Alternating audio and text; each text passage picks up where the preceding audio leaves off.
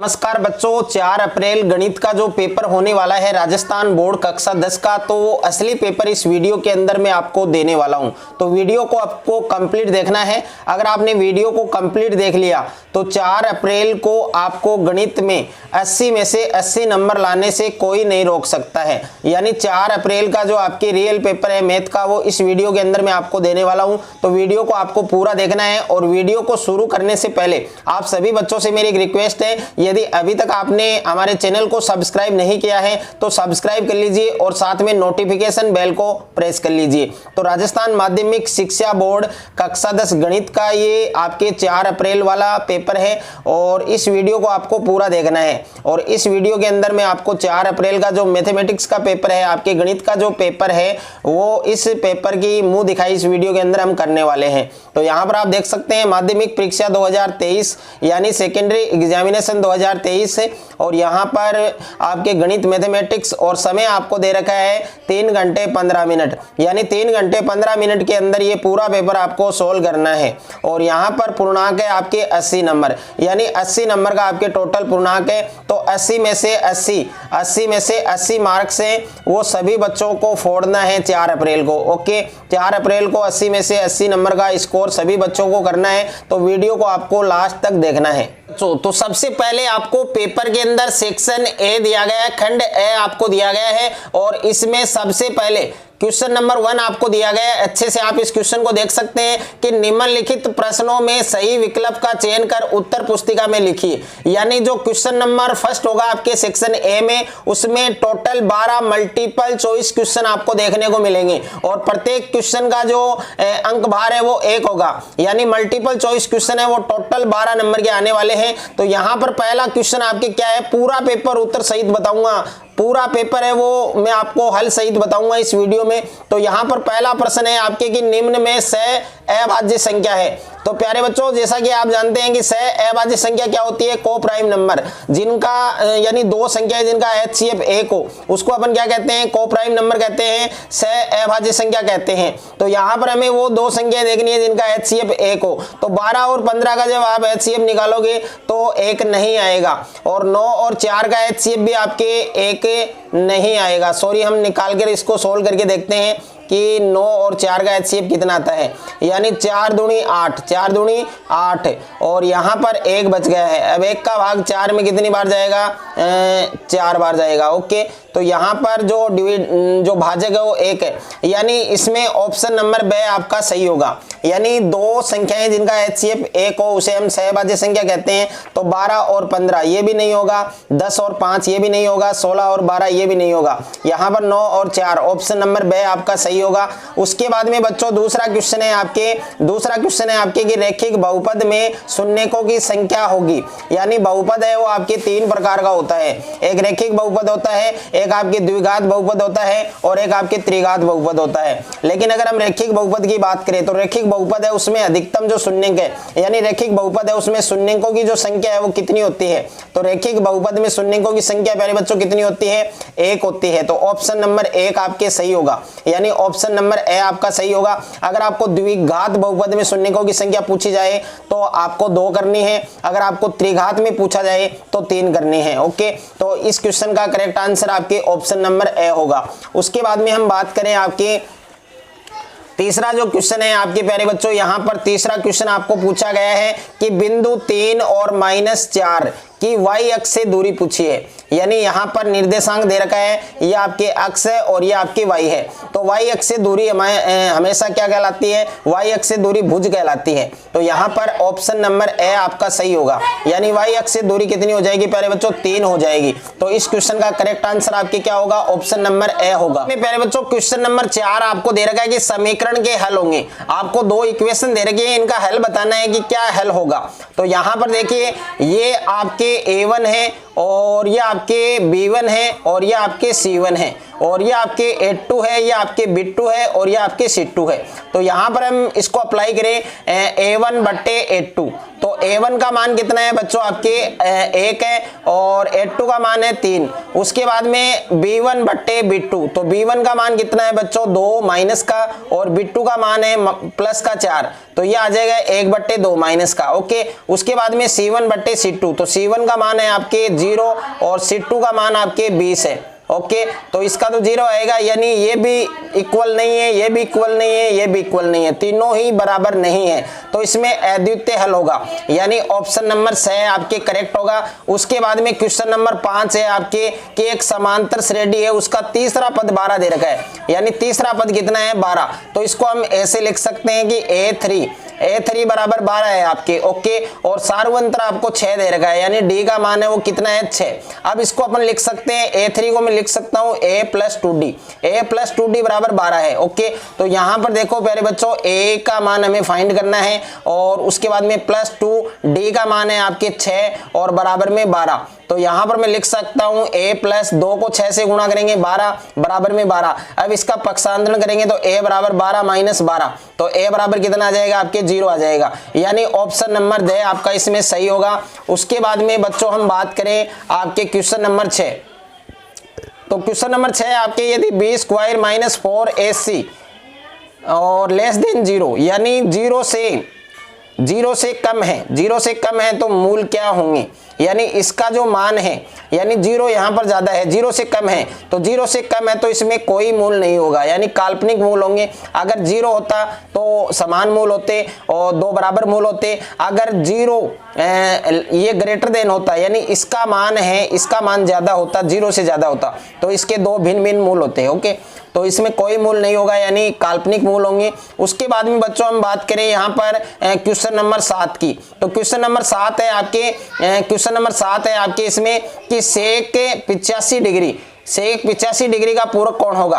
तो यहाँ पर सेक 85 डिग्री का पूरक कोण क्या होगा, यहाँ पर मैं इसको बता सकता हूँ कि सेक, इसमें फॉर्मूला लगेगा आपके सेक 90 डिग्री माइनस थीटा बराबर क्या होता है, सेक 90 डिग्री माइनस थीटा बराबर होता है बच्चों कोसेक थीटा। क्या होता है, कोसेक थीटा।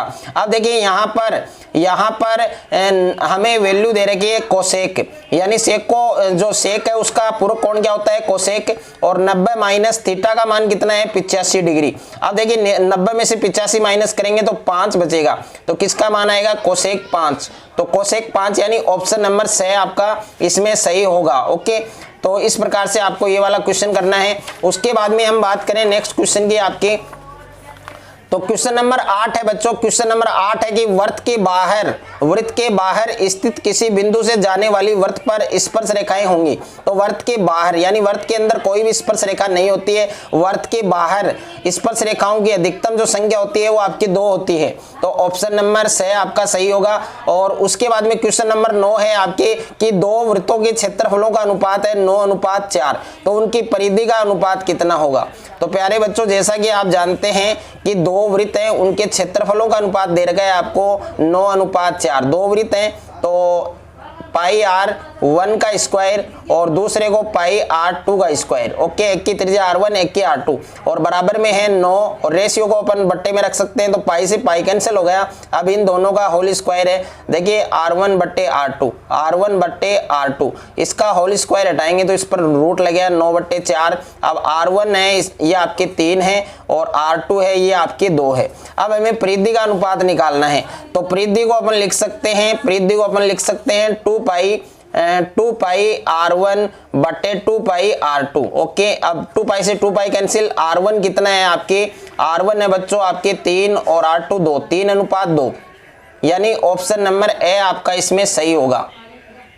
उसके बाद में देखिए क्वेश्चन नंबर 10 है आपके, क्वेश्चन नंबर 10 आपको दिया गया है कि एक ठोस अर्धगोले का कुल पृष्ठीय क्षेत्रफल, तो एक ठोस अर्धगोले का कुल पृष्ठीय क्षेत्रफल क्या होगा आपके, यानी वक्र पृष्ठ क्षेत्रफल होता है अर्धगोले का 2 पाई r स्क्वायर और कुल पृष्ठीय क्षेत्रफल है आपके 3 पाई r स्क्वायर। तो ऑप्शन नंबर ब आपका इसमें सही होगा। उसके बाद में हम बात करें क्वेश्चन नंबर 11, तो क्वेश्चन नंबर 11 है आपके आंकड़ों 2 0 7 3 4 8 1, इसका आपको माध्यक बताना है। तो माध्यक के अंदर हम क्या करते हैं, सबसे पहले हम घटते क्रम में लिखते हैं संख्याओं को। तो सबसे छोटी संख्या क्या है बच्चों इसमें, तो सबसे छोटी संख्या है बच्चों इसमें 0, क्या है 0, उसके बाद में 1 है, और उसके बाद में 2 है, उसके बाद में 3 है, उसके बाद में 4 है, 5 6 नहीं है, उसके बाद में 7 है, उसके बाद में 8 है। ओके, अब देखिए यहां से 1 2 3 4 5 6 7, टोटल संख्या 7 है, यानी विषम संख्या है। तो विषम संख्या के लिए हम करते हैं n + 1/2,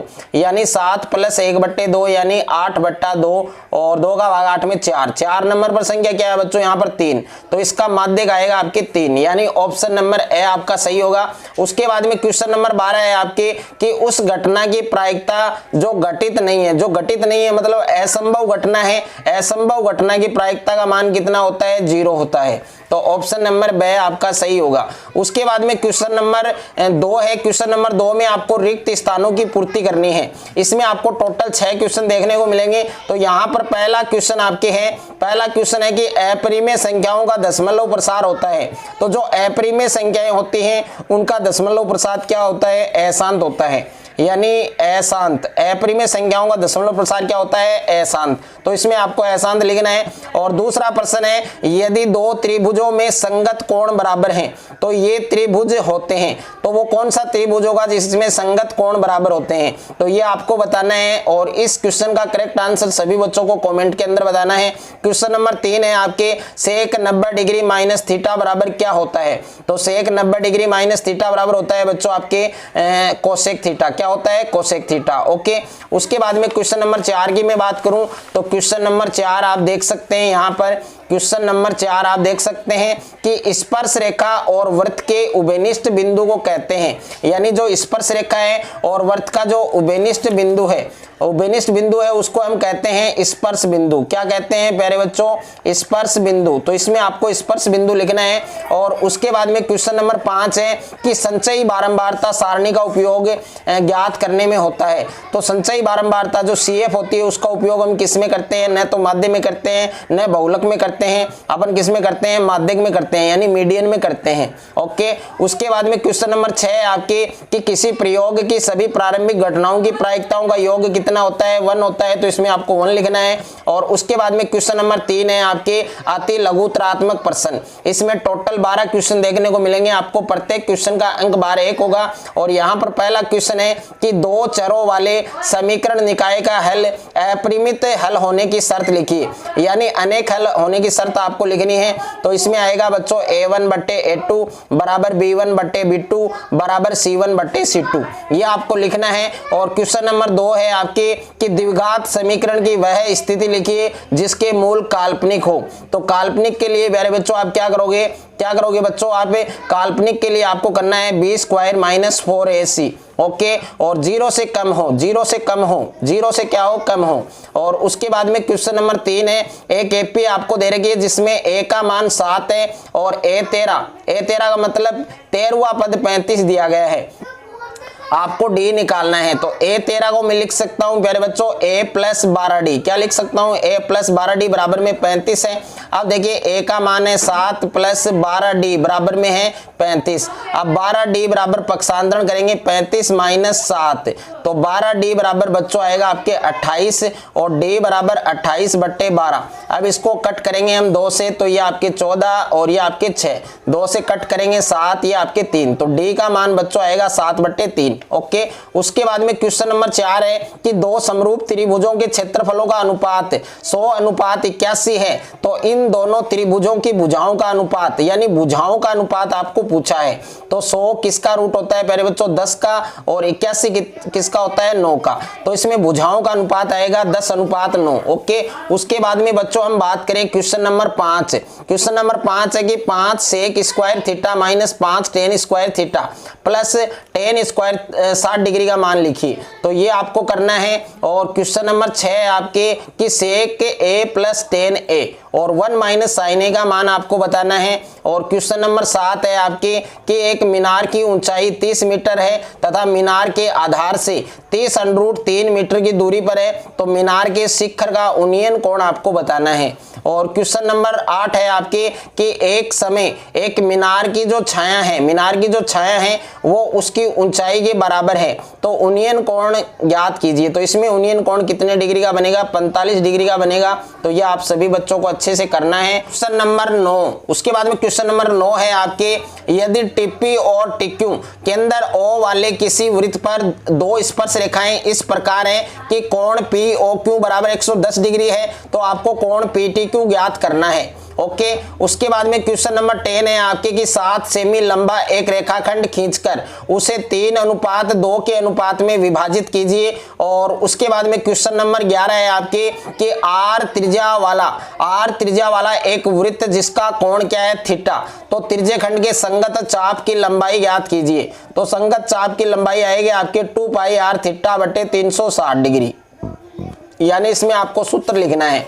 और उसके बाद में प्यारे बच्चों में बात करूं यहाँ पर क्वेश्चन नंबर 12 है आपके कि एक बॉक्स में 3 4 5 6 और 15 यानी 3 से लेकर 15 तक संख्याएं हैं। इस बॉक्स में से एक संख्या यादृच्छिक निकाली जाती है, तो ज्ञात कीजिए कि एक पूर्ण वर्ग संख्या होगी।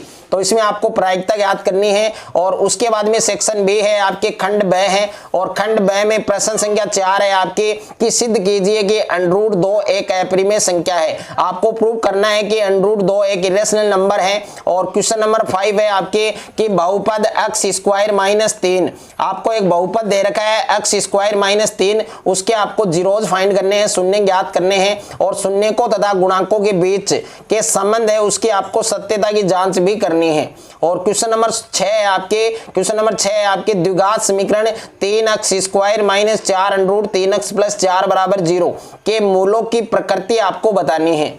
और उसके बाद में क्वेश्चन नंबर 7 है आपके एक त्रिभुज ABC का क्षेत्रफल आपको 24 वर्ग मात्रक दे रखा है, जिसके शीर्ष हैं आपके A का 1 B का -4 और P C का -3 और -5, तो आपको P का मान बताना है। और उसके बाद में प्रश्न संख्या 8 है आपके एक नदी के पुल के एक बिंदु से नदी के सम्मुख किनारों के अवनमन कोण क्रमशः 30 डिग्री 45 डिग्री है। यदि पुल किनारों से 5 मीटर की ऊंचाई पर हो तो आपको नदी की चौड़ाई ज्ञात करनी है। उसके बाद में बच्चों में बात करूं क्वेश्चन नंबर 9 की, तो सिद्ध कीजिए कि दो सकेंद्रीय वृत्तों में बड़े वृत्त की जीवा जो छोटे वृत्त को क्या करती है? स्पर्श करती है, तो स्पर्श बिंदु पर समद्विभाजित होती है। तो यह आपको सिद्ध करना है। और क्वेश्चन नंबर 10 है कि 3 सेमी त्रिज्या के एक वृत्त पर ऐसी दो स्पर्श रेखाएं खींचिए जो परस्पर 30 डिग्री के कोण पर झुकी हुई हो। और क्वेश्चन नंबर 11 है बच्चों कि सिद्ध कीजिए कि एक समकोण त्रिभुज में कर्ण का वर्ग शेष दो भुजाओं के वर्गों के योग के बराबर होता है। ये पाइथागोरस जो प्रमेय है वो आपको सिद्ध करना है। और क्वेश्चन नंबर 12 है आपके कि त्रिज्या 12 सेमी वाले एक वृत्त की कोई जीवा केंद्र पर 120 डिग्री का कोण अंतरित करती है, तो आपको संगत वृत्तखंड का क्षेत्रफल है वो ज्ञात करना है। और क्वेश्चन नंबर 13 है बच्चों, क्वेश्चन नंबर 13 है आपके कि विमाओं 5.5 सेमी और 10 सेमी गुणा 3.5 सेमी वाला एक घनाभ बनाने के लिए कितने चांदी के सिक्कों को पिघलाना पड़ेगा। और क्वेश्चन नंबर 14 है बच्चों, त्रिज्या 4.2 सेमी वाले धातु के एक गोले को पिघलाकर त्रिज्या 6 सेमी वाले एक बेलन के रूप में डाला जाता है, तो बेलन की ऊंचाई आपको बतानी है, यानी बेलन की जो हाइट है, हाइट ऑफ सिलेंडर है वो आपको करना है। और उसके बाद में क्वेश्चन नंबर 15 है बच्चों, क्वेश्चन नंबर 15 है आपके कि निम्न बटन का बहुलक ज्ञात कीजिए। तो आपको एक टेबल दे रखी है, वर्गंतराल है आपके 0 से 20, 20 से 40, 40 से 60, 60 से 80, 80 से 100 और 100 से 120। और बारंबारता है 10 से 35, 52, 61, 38, 20। इसका आपको बहुलक ज्ञात करना है। और प्रश्न संख्या 16 है आपके एक पासे को 2 बार फेंकने पर अंकों का योग 7 आने की प्रायिकता आपको बतानी है। और उसके बाद में सेक्शन सी है आपके खंड 6 है, जिसमें प्रश्न संख्या 17 है आपके कि एपी 24, 21, 18 के कितने पद लिए जाएं ताकि उनका योग 78 और 78 हो। और क्वेश्चन नंबर 18 है आपके, यदि बिंदु ए 6, 1, बी 8, 2, सी 9, 4, डी अक्ष 3 एक समांतर चतुर्भुज के शीर्ष हैं, तो अक्ष का मान आपको फाइंड करना है। और क्वेश्चन नंबर 19 है, निम्नलिखित वर्गीकृत आंकड़ों का माध्य ज्ञात करना है।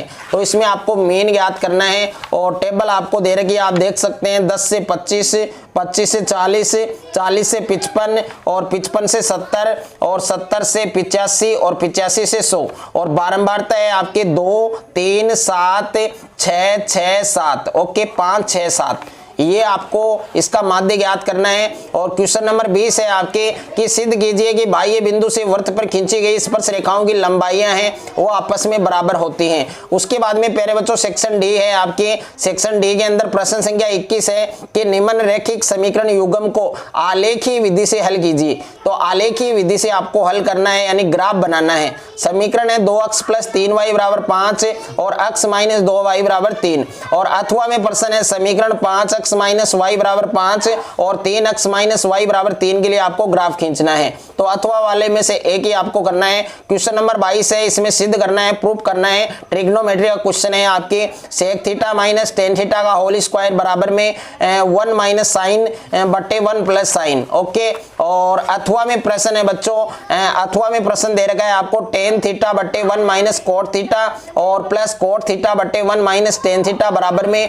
आंसर है जो आपका आना चाहिए 1 + sec × कोसेक। और उसके बाद में क्वेश्चन नंबर 23 है, निम्न बटन का माध्य ज्ञात कीजिए। तो इसमें आपको मीडियन फाइंड करना है। टेबल आप देख सकते हैं, प्राप्तांक उनका वर्गंतराल और जो विद्यार्थी हैं उनकी संख्या, ओके। तो यहाँ पर 10 से 25, 25 से 40, 40 से 55, 55 से 70, 70 से 85, 85 से 100। बारंबारता है 2, 3, 7, 6, 6, 6। इसका आपको मीडियन ज्ञात करना है। और अथवा में क्वेश्चन है बच्चों कि यदि नीचे दिए हुए बटन का माध्य आपको दे रखा है 50, आपको x और y के मान ज्ञात करने हैं। तो यहाँ पर वर्ग अंतराल है 0 से 20, 20 से 40, 40 से 60, 60 से 80, 80 से 100 और यहाँ पर टोटल दे रखा है। और बारंबारता है 17x, 32, y 19 और टोटल कितना है 120। तो इसमें आपको x और y का मान है वो ज्ञात करना है। तो 4 अप्रैल को गणित के पेपर में सभी बच्चे 80 में से 80 नंबर का जो स्कोर है वो आराम से करके आएंगे, ये मेरा वादा है। और इस पूरे पेपर को आपको एग्जाम से पहले अच्छे से तैयार करना है। अगर आपको ये वीडियो अच्छा लगे तो वीडियो को ज्यादा से ज्यादा बच्चों के साथ शेयर करें, ज्यादा से ज्यादा वीडियो को लाइक करें और चैनल पर आप नए हैं तो चैनल को आप सब्सक्राइब करें, साथ में नोटिफिकेशन बेल को प्रेस करें।